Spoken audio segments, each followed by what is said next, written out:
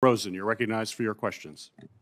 Thank you, Chairman Peters, Ranking Member Portman, holding this very important hearing here today, and I appreciate the difficult service that all of you provide to keep our nation safe. Thank you for being here. I want to talk a little bit about domestic terrorism. I'm going to switch up a little bit. 20 years after 9/11, we know threats to the homeland, they've only become more diverse, they've become more complex, and the rapidly growing threat, we all know this, domestic violent extremism. If you testified before, Director Wray, especially in March, that the number of domestic terrorist investigations has doubled since 2017 to 2,000 this year. The Bureau has now elevated the threat of domestic extremism to the same level as posed by ISIS.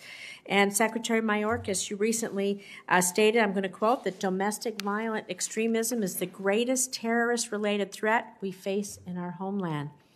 And so I applaud the administration for releasing the first ever national strategy for countering domestic terrorism, which codifies a national strategy that domestic violent extremists, specifically white supremacist extremists, pose the most persistent and lethal threat to the United States, the most persistent and lethal threat. So I have a question, of course, for Director Wray and for you, Mr. Secretary. I will go first. Secretary Mayorkas, could you provide us with an update on the new Center for the Prevention Programs and Partnerships, or as you're calling it, CP3, which helps prevent individuals from radicalizing into domestic violent extremism and interferes when individuals unfortunately do so?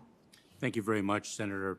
That office, that Center for Prevention Programs and Partnership, is really executing a different strategy than has previously been undertaken.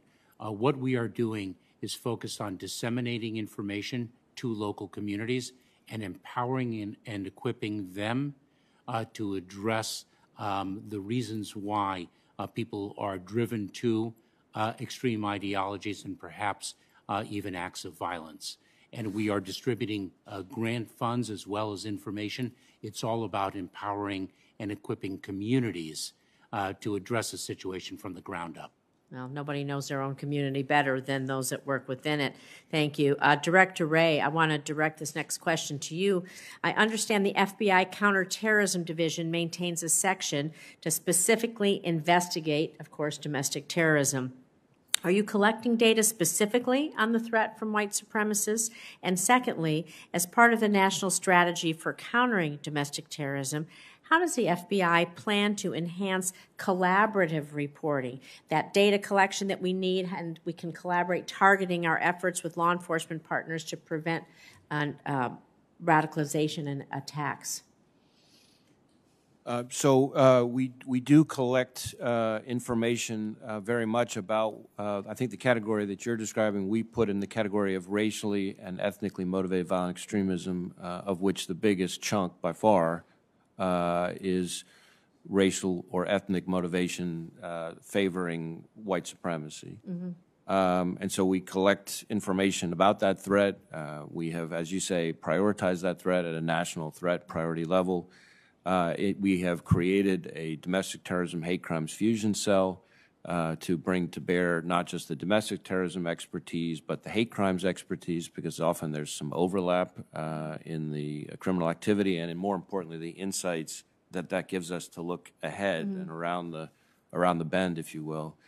And one of the places where that kind of collaboration and synergy is already showing great progress is in your home state, the attempted attack on a synagogue that we were able to, for the first time, prevent using hate crimes charges. And we hope to do more of that. I think the big part of the engagement to collaborate on data is going to be through the Joint Terrorism Task Forces, which, of course, are all over the country, of which there are over 200.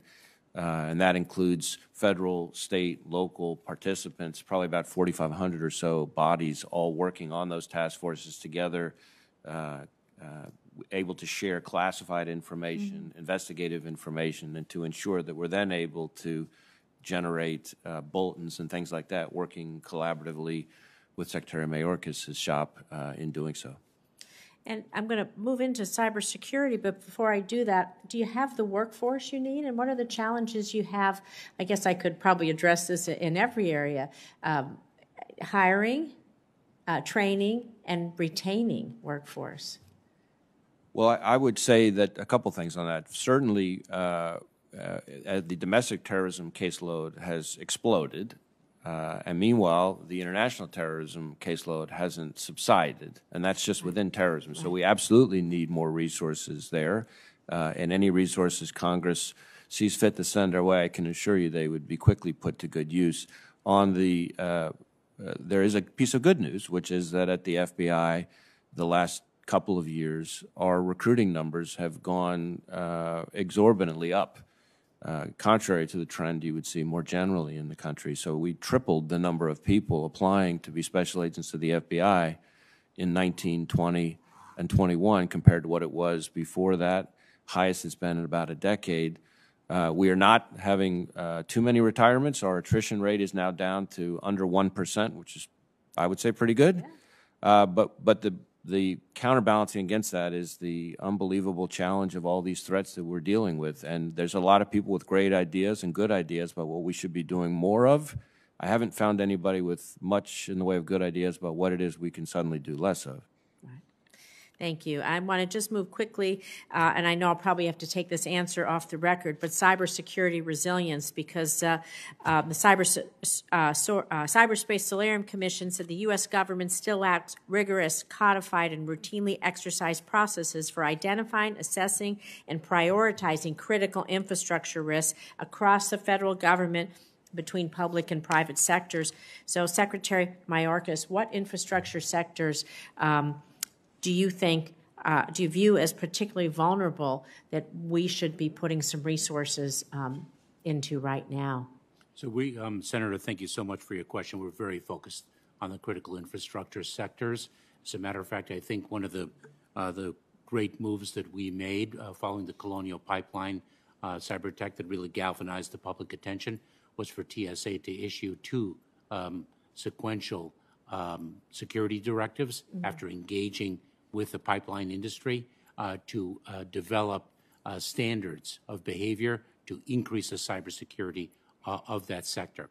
I think the joint cyber collaborative that we are employing through CISA, the Cybersecurity and Infrastructure Security Agency, is a very significant step in strengthening critical infrastructure because it's a public-private partnership. It's not just all of government, but it's all of society.